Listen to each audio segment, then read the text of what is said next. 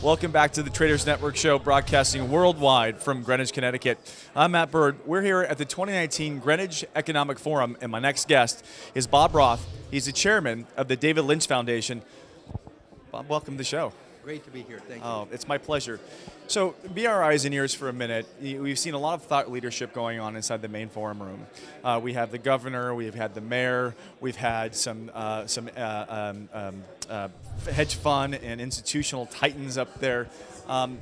Tell us your takeaway so far. Well, I think over the years the term thought leaders has been used not necessarily accurately. What was most impressive to me is that these are some real thoughtful leaders. There's some real reflection going on here. What's the significance of our actions? What's the impact, not only today, but generations to come? So I've been very, very impressed with the thoughtfulness of our thought leaders. Well, your thoughtfulness, it brings up what you guys do at the David Lynch Foundation, which is pretty impressive. So far, you've serviced about 1 million children, bringing mindfulness and meditation to help mental construct, I would imagine, lift them out of the mental construct of poverty. Well, it's also just to address the epidemic of trauma and toxic stress that's engulfing, particularly the next generation. It absolutely destroys cognitive capability, brain functioning, health. And so what we're doing is we're offering a simple evidence-based meditation technique, transcendental meditation and mindfulness approaches to, as you said, 1 million kids. And now we also work with veterans, we work with women who are survivors of domestic violence. And we're actually in discussions, we'd like to bring this meditation to 1 million Syrian refugees.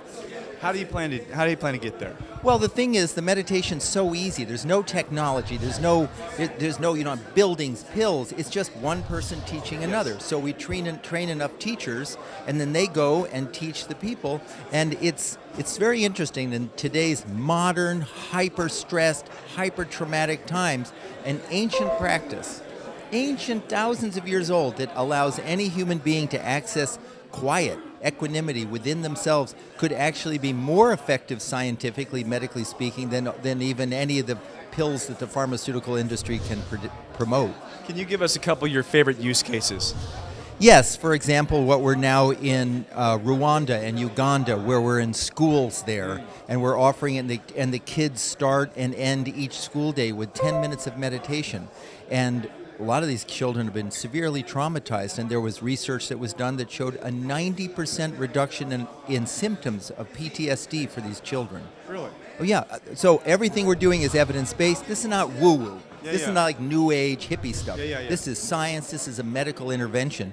And here in the United States, in Chicago, they did a study with 2,000 kids going to school in the most violent neighborhoods, and they wanted to see, could there be a reduction in arrests for violent crime?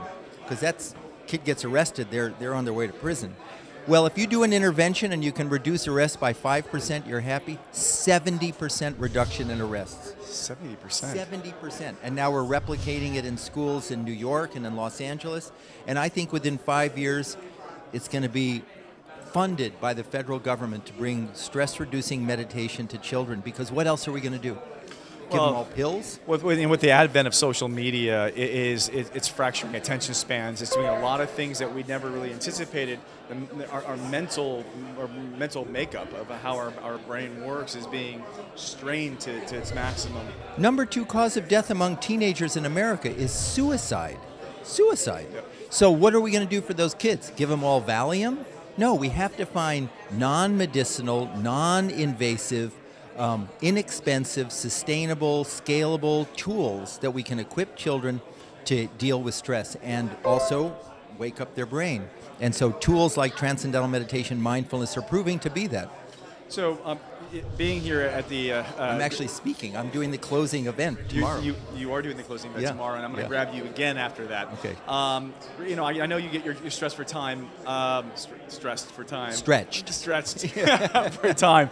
Let me ask you one last thing. Why is the Greenwich Economic Forum so important? Not just geographically, but from an impact perspective.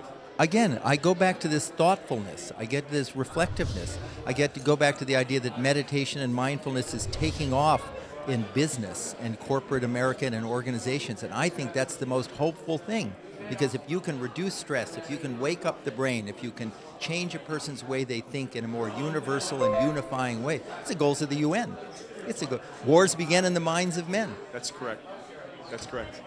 Well said, too. All right, Bob. Bob Roth, he is the chairman of the David Lynch Foundation and the chief mindful officer of hopefully the economic community. Bob, thanks so much for coming on board. No, thank you. Special thanks to our affiliate partners, ABC, NBC, Fox, and CBS. We'll be right back after these messages. Don't go away.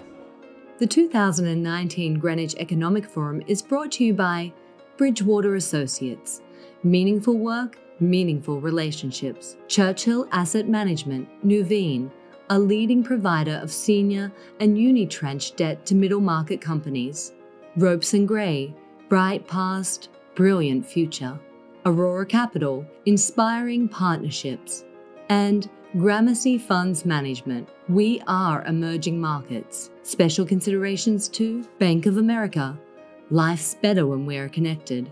Noah Private Wealth Management, a leading wealth and asset management service provider in China. Guotai Jinan Futures, a leading brokerage firm for commodity futures and financial futures in China. China Industrial Securities, a comprehensive financial group providing full-spectrum financial services in Hong Kong.